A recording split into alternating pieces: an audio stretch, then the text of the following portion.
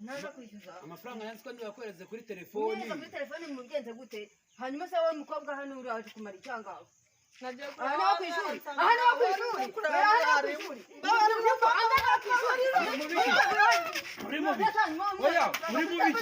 uri mu biki nawe byumva tica amaye ubayikize ibihumbi za magana ngahe none siwemeye kundihirira ishuri se ariko nta kibazo nyine ni wowe nanjye ahubwo reka nze tunigire no mu nzu tujye kwikorera umuti ubwo se byose uri bubime hari ikibazo wowe nta kibazo reka twigende amina se noneho yesu ndakumva haleluya haleluya kwese mu pastor we ugana na muhire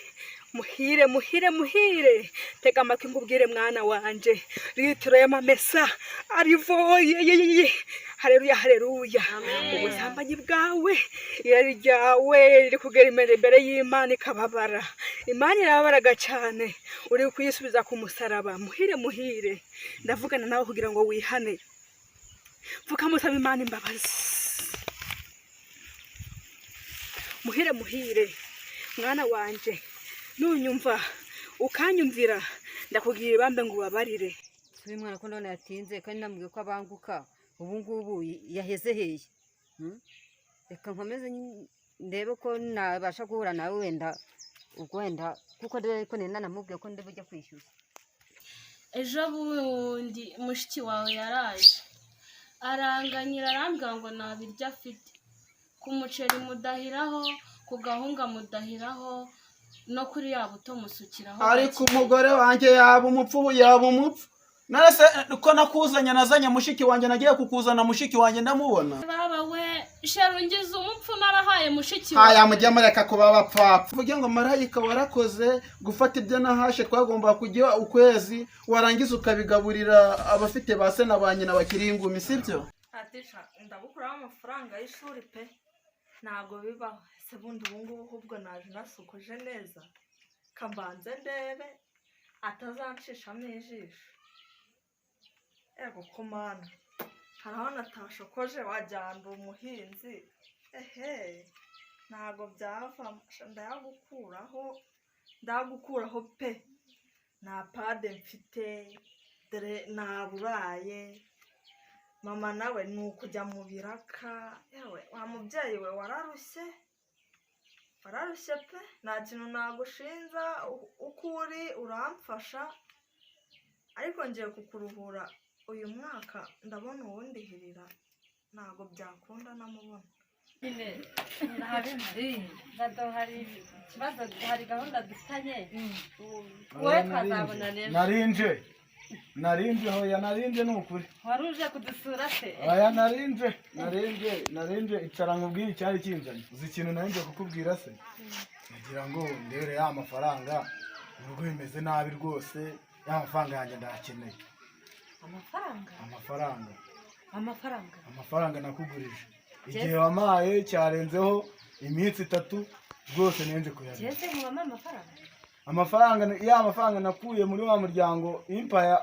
naguhaye umbwira ngo uzama yawe n'ayawe ukaba warayafashe ukayajyana nta muntu njyamideni nta mafaranga nkufitiye baba we noneho nimba nta mafaranga umfitiye reka mwumvishe iyi rikode ngira nyakugurije wangurije amafaranga ashaka muri impaya ko nzi ko wafashemo amafaranga ko nanjye ngenda kuza ko nzahita nyagura ko ntacyo bitwaye nose ko nanjye nta kibazo nyafitiye ndayaguha ubwo yawe naza nzafata yawe nicyo nkukundira bitwaye ikizi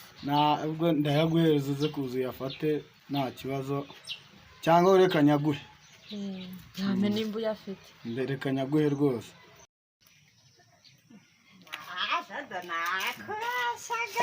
nagukinishaga amafaranga nzayagura ryari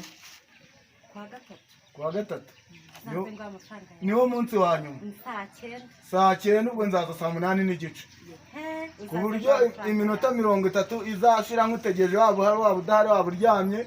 saa 9 zuzuye ugomba kuzamuka uzasanga niteguye tuzabona akantu ngize izina ryanjye byese njya mu madeni n'ibibaho arabeshya tuzabonana usibye no kumwambura n'ubuzima nzabumwambura nta soni cyangwa uhitemo akazi ibintu ni bibiri nibyo ngibyo urahitamo ubwo icyo uhitamo nicyo ukora kuko ukuntu ngukunda nta reka ntabwo wanca amazi rwose urahitamo